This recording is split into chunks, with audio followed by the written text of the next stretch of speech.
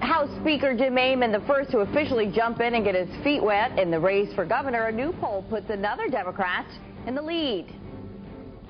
And a new poll also shows Senator Christopher Dodd's time in office could be nearing an end. Why the countrywide mortgage controversy could cost him his political career. And today on The Real Story, we begin a new series, Making Their Case. Those who have a lot to lose under the governor's proposed budget cuts give their reasons why they think they should be spared. Today, those living with AIDS and HIV.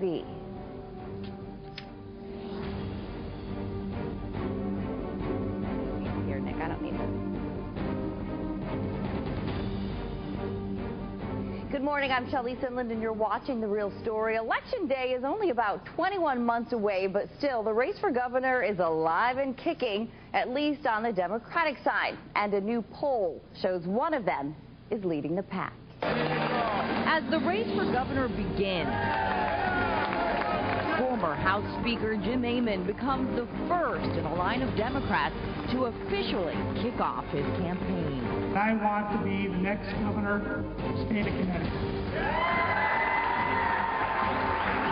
Stamford Mayor Dan Malloy is also in the running. You say now, though, that you're going to run again. You betcha. As well as Secretary of the State Susan Bysiewicz, who has been out in front of the cameras lately tackling other issues than just election-related ones. We have seen the highest number of business failures since we started keeping track. Out of the Democrats, a new poll gives the Secretary of the State a big lead, with 44% of voters saying they would vote for her in a Democratic primary versus 12% for Mayor Malloy and 4% for the former Speaker. But the poll also found that none would even come close to beating Governor Jody Rell in a general election, who gave me every indication last week that she would run again. And we are here now with the latest Democrat to file the paperwork at the governor's race in 2010, Secretary of the State, Susan Bysiewicz. Thank you so much, Madam Secretary, for being here. I had said in the story that Governor Rell gave me every indication that she was running. She essentially said this. I went up to her at the Capitol and I said, listen, out of the Democrats, which one would you vote for? Susan Bysiewicz, Dan Malloy, Jim Amon? And she looked at me and kind of giggled and said, I would vote for me. So I said, are you running? She said, I would vote for me. So she's kind of laying out the framework that perhaps she is running. I guess my first question to you would be, I guess, congratulations that you're leading the poll in the field of Democrats. But are you prepared to go head-to-head with Governor Rell? She seems to be the one that everyone was waiting to see what she would do. And we still don't know, and we probably are not going to know until after the budget negotiations are over. But I do think that the good news in the Quinnipiac poll is that I am the Democrat that wins the Democratic primary right now, and I'm also the Democrat that does the best against Jody Rell. And what was very interesting about the Quinnipiac poll was that it said 60% of the people in our state think we're going in the wrong direction, so probably they'd agree it's time for a new leader. Except that Governor Rell still gets extremely high approval ratings. 67% approved of her handling of the budget crisis, saying that they wanted more cuts, not spending. How would you combat that issue, and what would you do differently as governor? Well, first of all, I would be very honest with the people of Connecticut, because there is anywhere between a $2 billion and $3 billion hole in Governor Rell's budget. She doesn't even acknowledge that her budget doesn't address that huge hole. So I think the first thing to do is to be honest. The second thing that's very important is to to make each agency much more efficient, and she made some token gestures in that regard, but she really didn't take a comprehensive view of efficiency in our state government, and we really need to do that. How do you close that $2.6 billion hole? And that's what the Democrats say. Senate President Don Williams said that although Rell's office begs to differ with those numbers, they think that their numbers are correct. What would you do? You start with cutting waste. You look at every agency, every program, every line item, and start cutting there. Also, we have What specifically would you cut? I think you have to start from scratch with the budget. You can't just start with last year's budget, which is what she did, and then trim around the edges and then raid special funds and use gimmicks.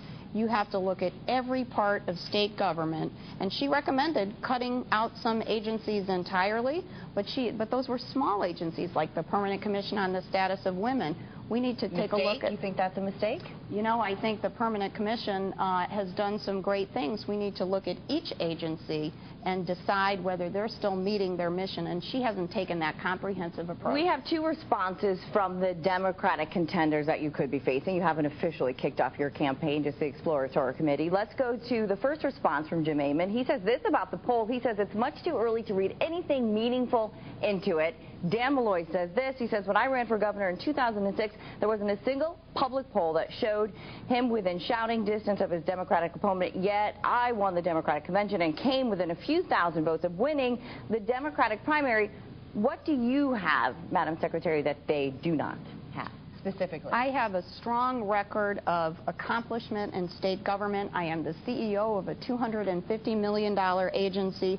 We've done more with less in that agency every year since I took office. I've got a strong record of helping small businesses, and I've had a record of fighting the federal government, for instance, fighting with the VA hospital to allow veterans to register to vote. Do you think it hurt Jim Amon when he was up for the job with Speaker Donovan?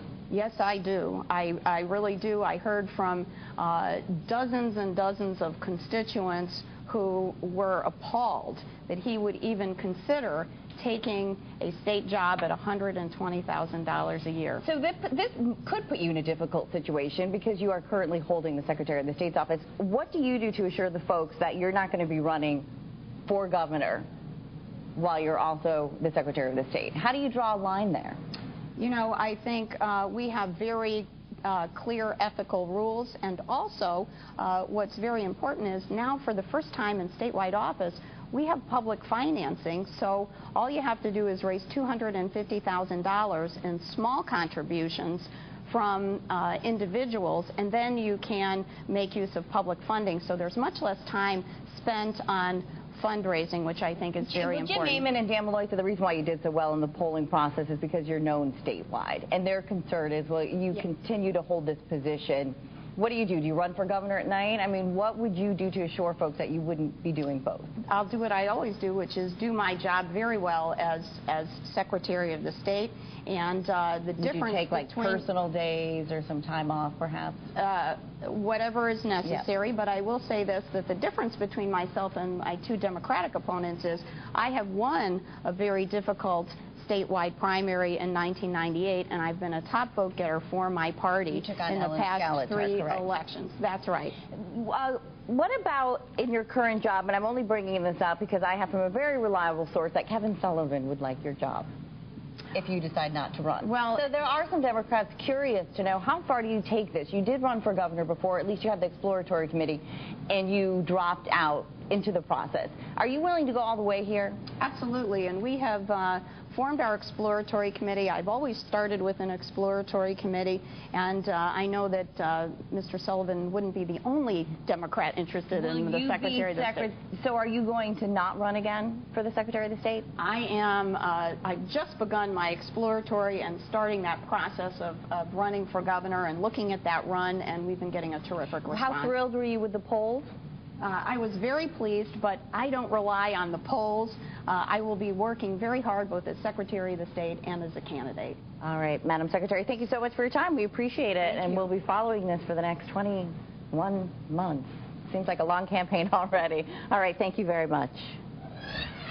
And up next, why the controversy surrounding Senator Dodd's mortgages isn't going away.